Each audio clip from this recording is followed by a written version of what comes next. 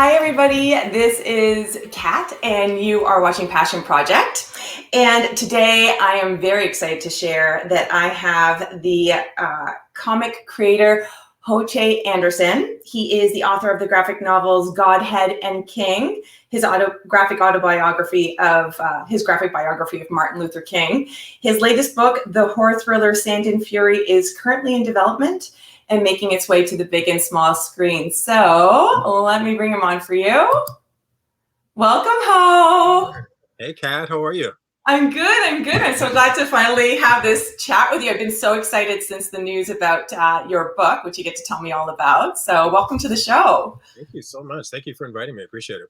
Yeah, thanks. So, congratulations on Sand and Fury. I'd love to hear more about this book that you were just telling me has actually been around for quite a while, but is now making its way to the screen. So, yeah, tell me a little bit about it and its journey to the screen. Okay. Actually the book came out in 2008. It's how can I describe it? It's sort of a dark psychological horror thriller. So I'm looking at myself on the screen, which is highly distracting. So trying to avoid my own eyes. It's like a horror thriller. It's set in the American Southwest. It's sort of like a desert gothic, basically, and it's based on. I've always had a fascination with like I was a huge fan of the Twilight Zone when I was a little kid, and that sort of brand of kind of weird supernatural fiction has always resonated with me deeply. Yeah. So Sand and Fury was kind of an attempt to play in that terrain, but also talk about some of the kind of psychological trauma I was going through around the time that I was working on it, trying to, because I was reading it recently and I was able to pick out, what this image meant and what that bit of symbolism meant and how it related to what I was actually going through at the time. And which wasn't apparent to me when I was actually, embroiled in writing and drawing the thing.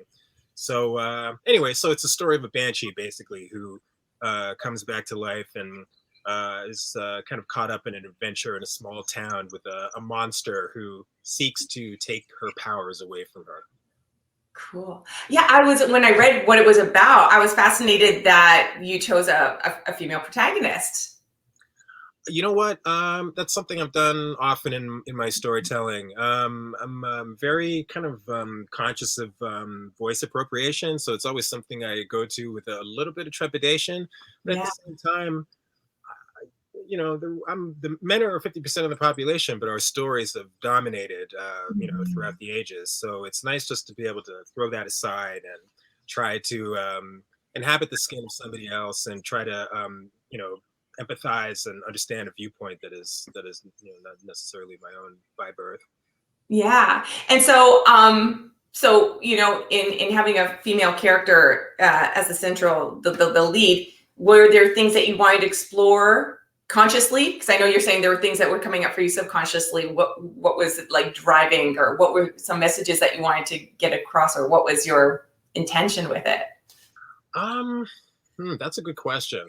I don't know what my intentions were beyond just trying to create just an interesting, like I said, a dark horror thriller. I mean, for me, being a cartoonist and a storyteller in general, it's very therapeutic, but it's only therapeutic in retrospect.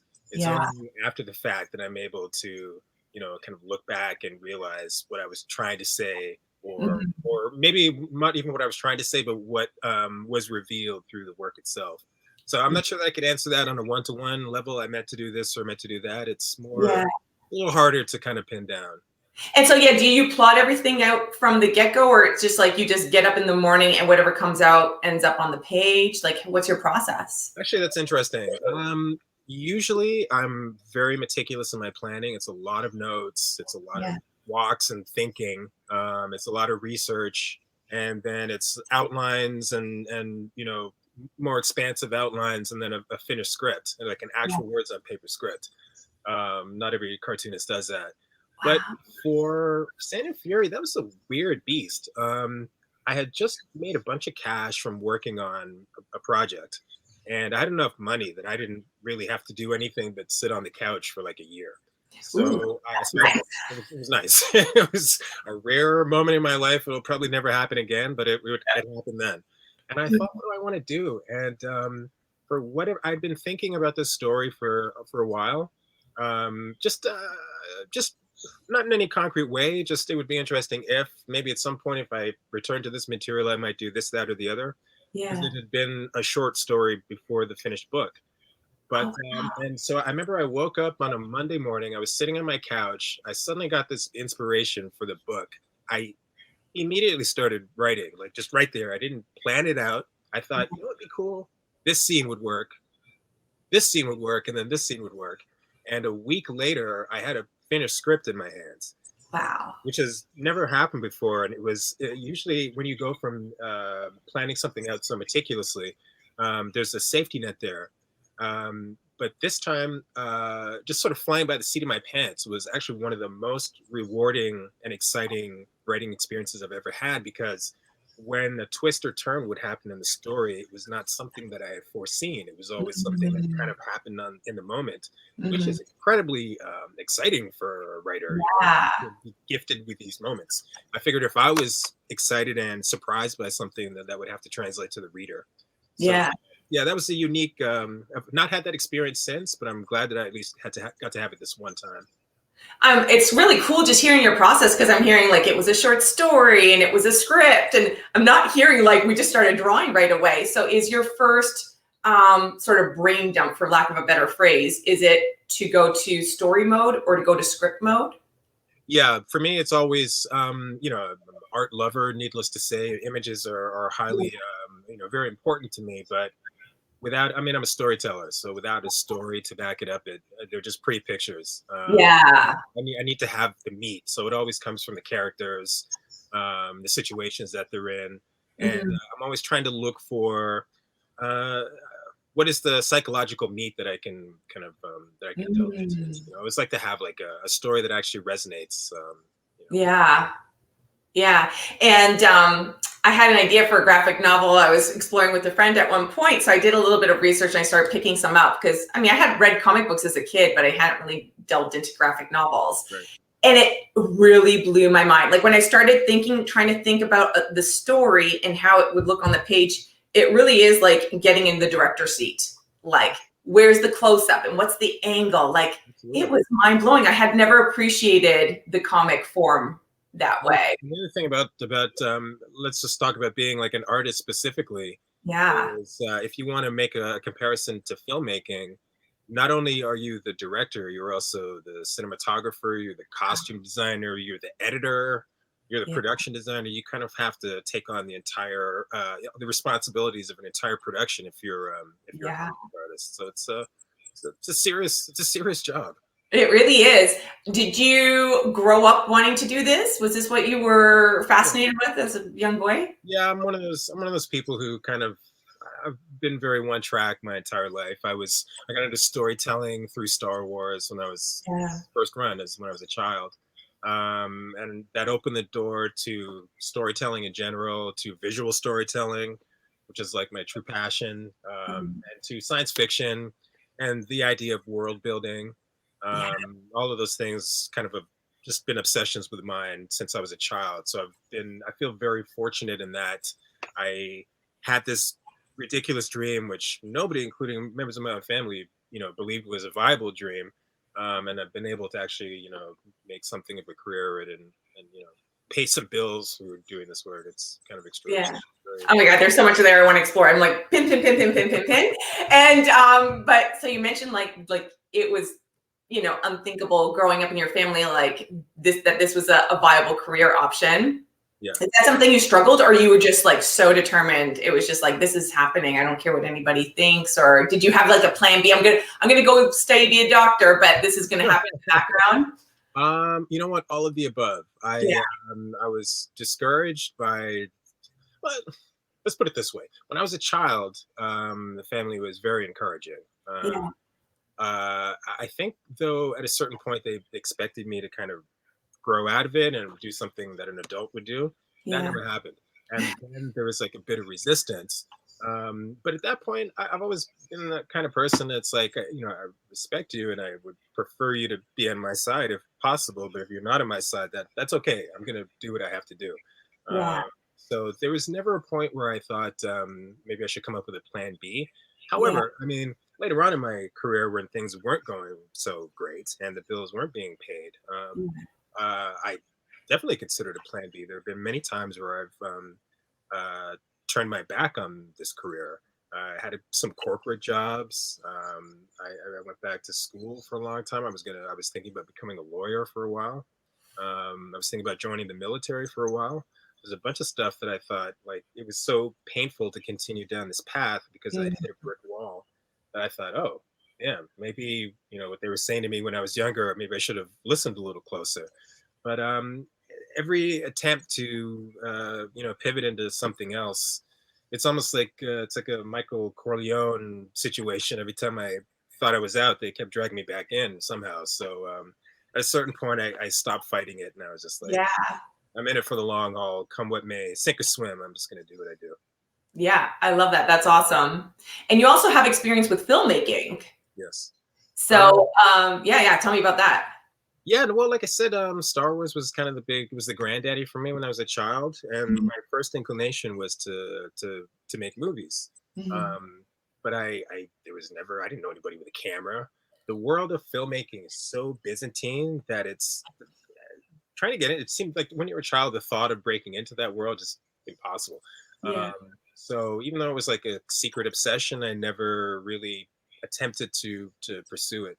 Um, but I still had that storytelling obsession, and I loved comic books almost as much as I loved films. Yeah. So it was very easy for me to kind of go down that path.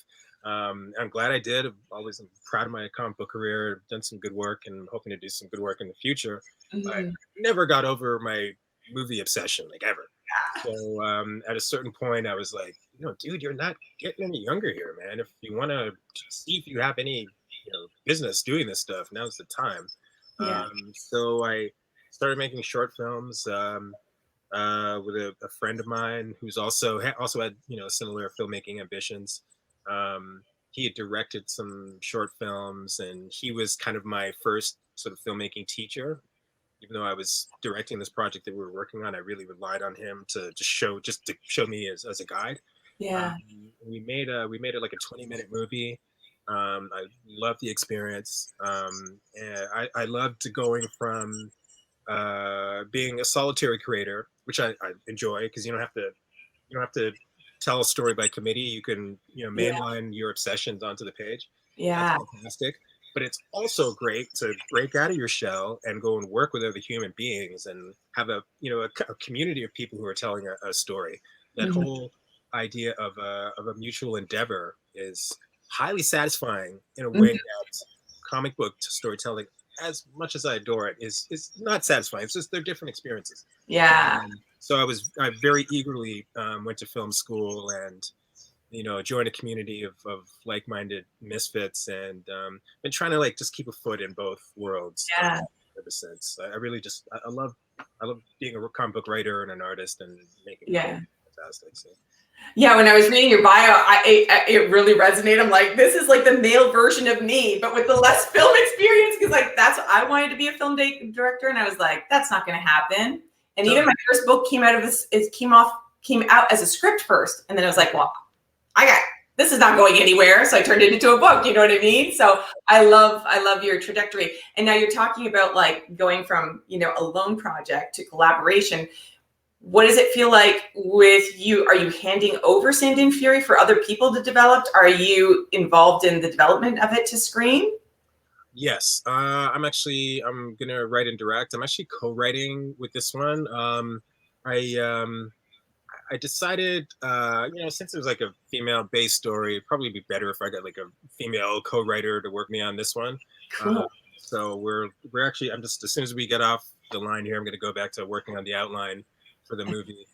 Somebody approached me about optioning some of my other work. Somebody approached me about optioning my book, my sci-fi book Godhead. Here we Yeah. go. And once which I was thrilled to do, and once we started talking, this person realized that I'd had some film experience, so I showed them my some of my short films. I sent them a bunch of links and whatnot. Yeah. Then they asked, and they, as we were talking, they came across Sand and Fury.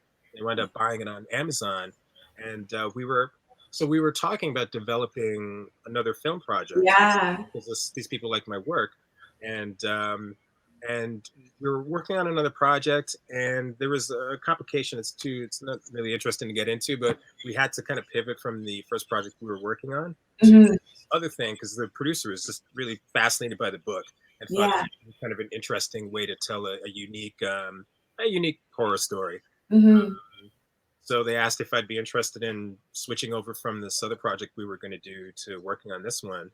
And listen, it's so tough to get anybody interested in, to break into filmmaking that if you Yeah. ever get the shot to direct or to write a script or whatever action you can do on a film set, you have to take it. Mhm. As a director, the options to direct are very slim when you're starting out. So I Mhm. absolutely jumped on board. At Yeah. first, I was a little reluctant just because I'd already told that story.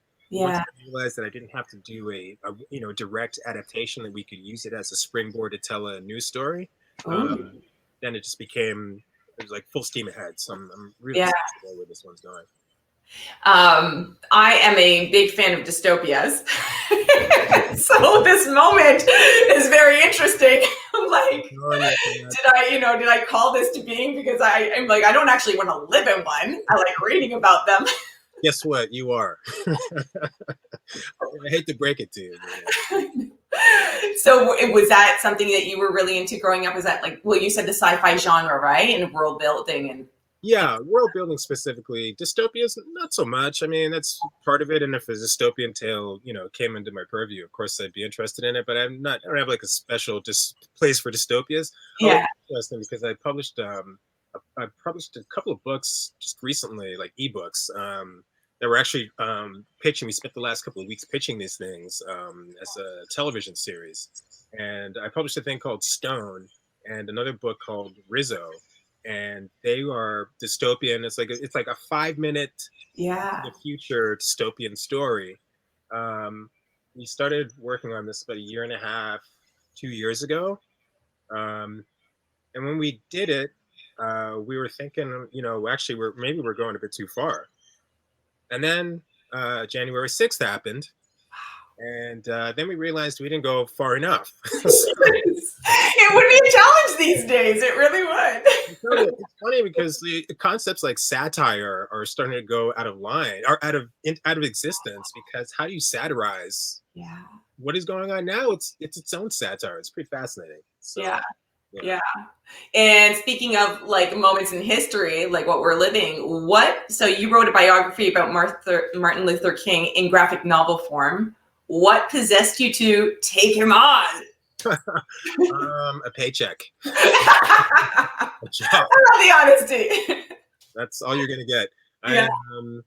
I got the job when I was starting out. I had been sending some stuff to a company called Fantagraphics Books, and I can hear myself all of a sudden. I was sending something to Fantagraphics, who are the publishers of Godhead. Still working with these guys after all these years. Very proud of that fact. And this was like 19. I shouldn't say the date; it's ridiculous, but it was 1990. I started working with them after sending them submissions for about maybe 3 or 4 years previous and not getting any response. Wow. And then all of a sudden, so they had started an erotic comics imprint because they were going out of business, and a market had emerged in the very late '80s, early '90s for erotic comics, for porno comics, in essence. And they contacted me and they said, do you want to break in? If you want to break in, here's your chance. Fantastic. So it turns out that this, what I thought was its own company, they were called Eros Comics, was an imprint of Fantagraphics Books. And so I got friendly with the publisher, Gary Groff, who's Mhm. a very noted and legendary figure in the indie comics world.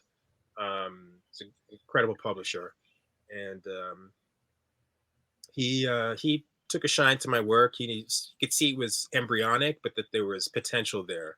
Mhm. And he had wanted to do. He'd been thinking for years about doing a line of socio-political biographical Mhm. comic books. As one of the very few black creators, especially in the 1990s, um, he kind of saw an opportunity with me and asked me if I were interested in taking on King. King Wow. hadn't been somebody that I was, of course, I was familiar with him. I Yeah. knew the kind of highlights, but I didn't know I didn't know the minutia of his life, and I didn't know any of the fine details. Mm. And so I was a little ambivalent just because I wasn't so connected with the subject matter, but I also knew that this was a great opportunity, so I happily said yes. Mhm. And then so it finally came time to do the book, and I realized, oh my God, I've really like kind of bitten off something massive here. Um, so kind of he's such a venerated figure that Mm. if you don't take the job 100% seriously, and you're risking yourself, you're opening yourself up for excoriation by Mhm. his many fans and followers throughout North America and throughout the world. So Yeah. I took it on with some trepidation, but at the same time I'm still the same person who was like, I'm doing what I want to do Yeah. regardless of how you feel about it. Hope you like it. If you don't, it's all good. So Yeah. I that also was kind of a shield. So it kind of allowed me to just tell the story I want to tell. And then Yeah. luckily for me, I kind of developed like quite. I was always critical, but I developed a great respect and admiration and fascination with the guy. I'm still fascinated with him after all these years. Yeah. So it I was a feel like very he's more relevant than ever. Like I feel like it's like yeah, it just keeps building and building and building. It's absolutely. really something. And he's a fascinating figure in that so many people will, even people who have diametrically opposed views will take from him to support whatever their particular ideology is. I heard during like the last year with Trump, and then even after the insurrection, so called, um, uh, I heard Republicans and Democrats talk very passionately about how King represented their viewpoints, and Yeah. bipartisan communication in the United States right now is non-existent. So it's Yeah. fascinating to just to hear this figure who's can be adopted by who he's almost like a Rorschach test. You can take from what you.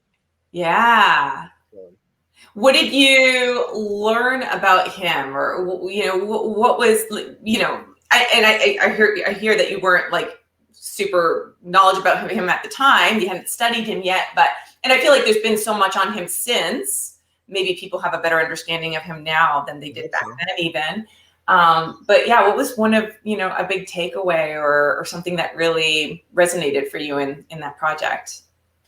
You know what? The biggest thing, and this was like my guiding principle throughout the entire creation of that book, which took many years, was that this was a human being. This was not an icon. This was not some monolith. This was a dude who got up and farted and did a number two in the morning like everybody else, Yeah. and and had many flaws. And but the thing is, the flaws in my opinion don't detract from him.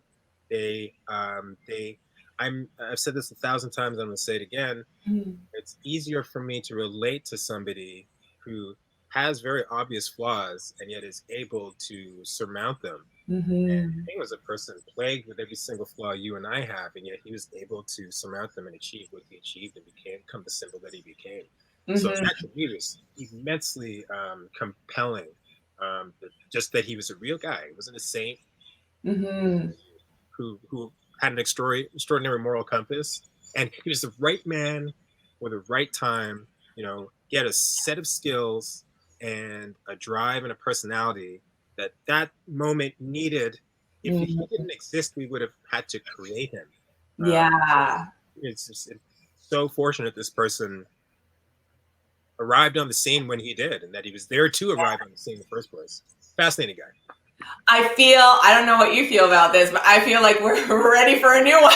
Like, like if there was ever a hot moment in time that creates a Jesus or a Martin Luther King or, like somebody mega, like this is the moment, you know what I mean? It'll be interesting to see who steps up.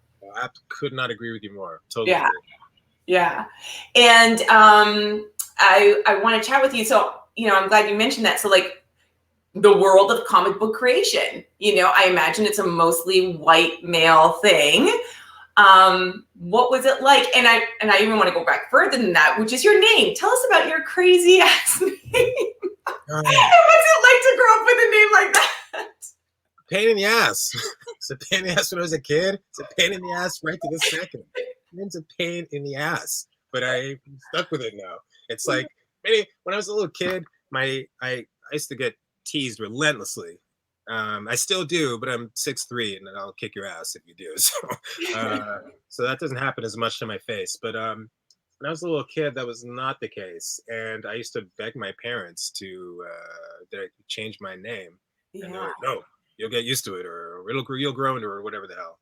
I don't really know that happened, but at a certain point, you've been Cat a long time. Yeah. If suddenly you ask your friends to call you Paula, it's gonna be weird. I And did that. I totally did that. I totally anglicized my name for like 2 years in middle school. So my husband always knows when people come up in the grocery store, they're like, "Oh, you know her from grade 7 and 8 when you were like Kathy, Kathy." oh, fascinating. I totally did that. Yeah. I didn't realize I was walking into such charged waters there. Well, and Che, so your name is Ho Che Anderson.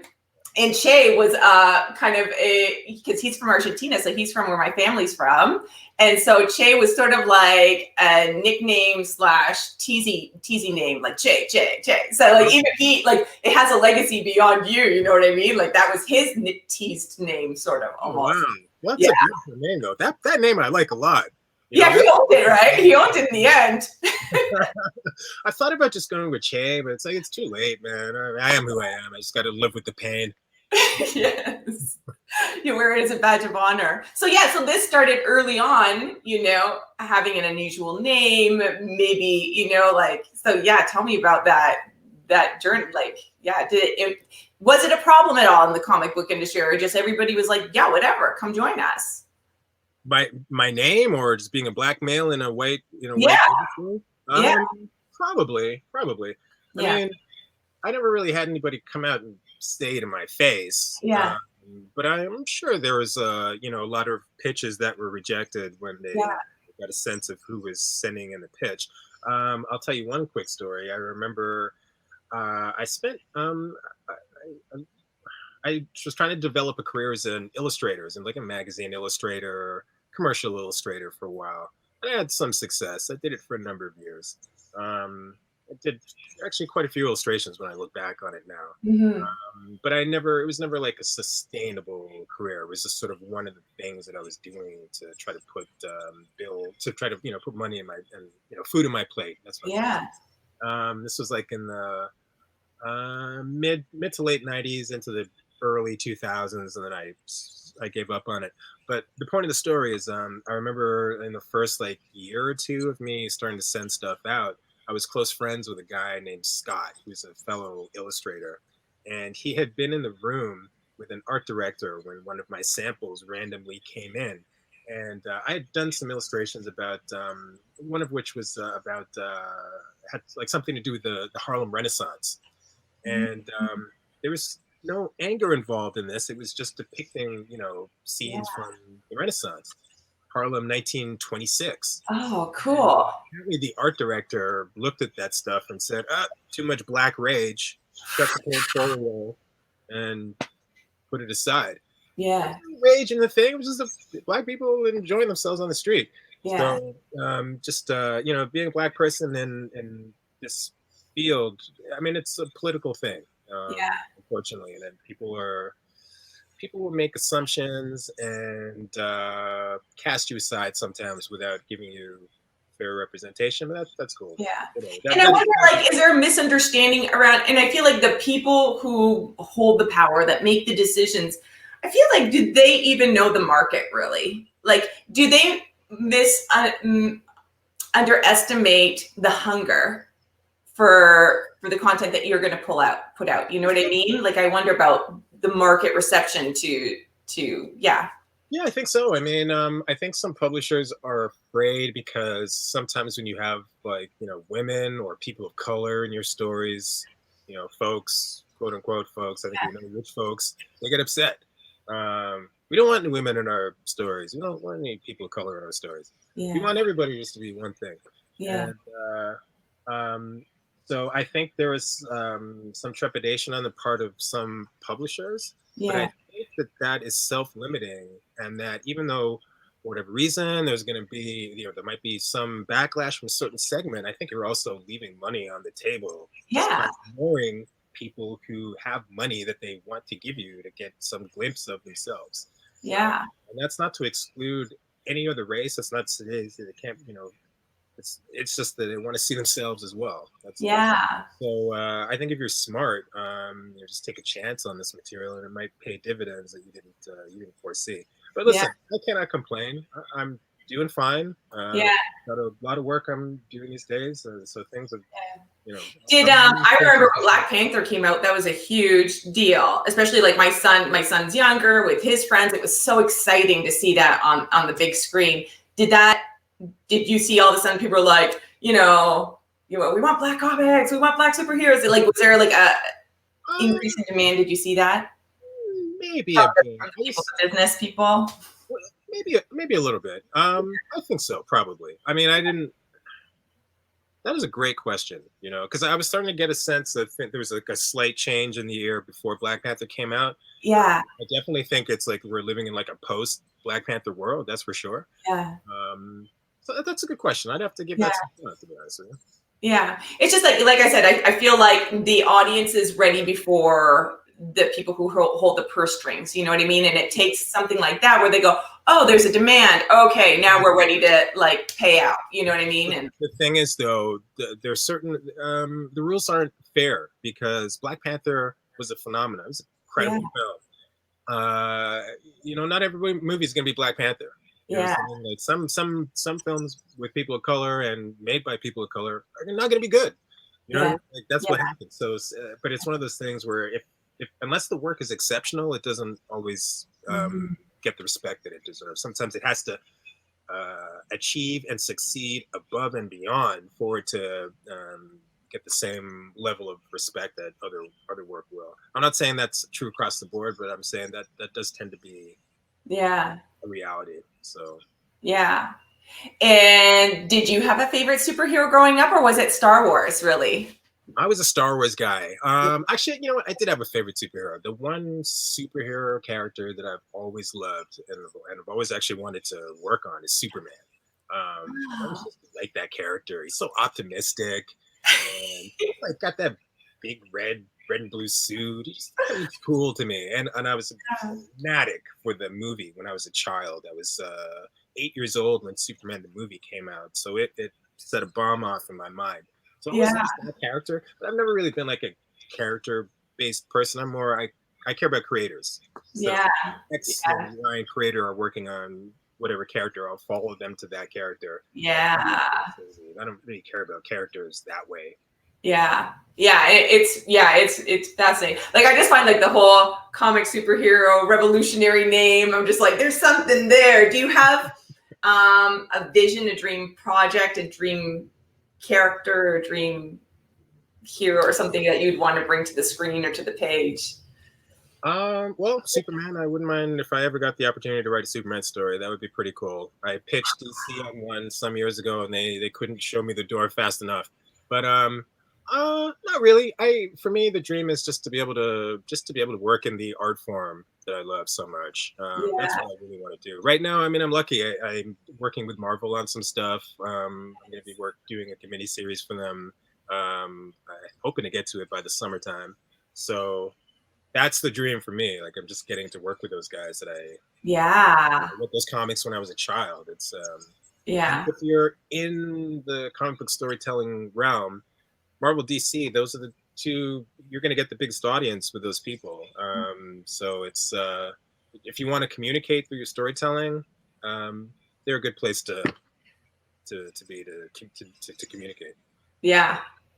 And I when you said that, like the Martin story, that took you a couple of years. Like, that's a couple of years for no instant gratification. How long, you put these investing so long. Years. That took about 17 years. Wow. I did the first.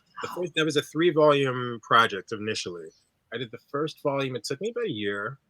Took me 6 months to write it, and it took me an entire year to draw it.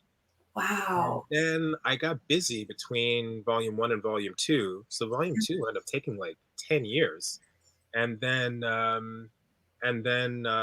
fell on some hard times. Yeah. I had nothing at all going on with my life, and I kind of latched on to the third volume just as a lifeline. And I managed to get that one done in about a year. Wow. So it was like quite a span, where I was trying to get those pages finished off. I didn't think I was ever going to get it done. That's wild. That's commitment. That is commitment. Nothing else. I'm committed to an insane degree.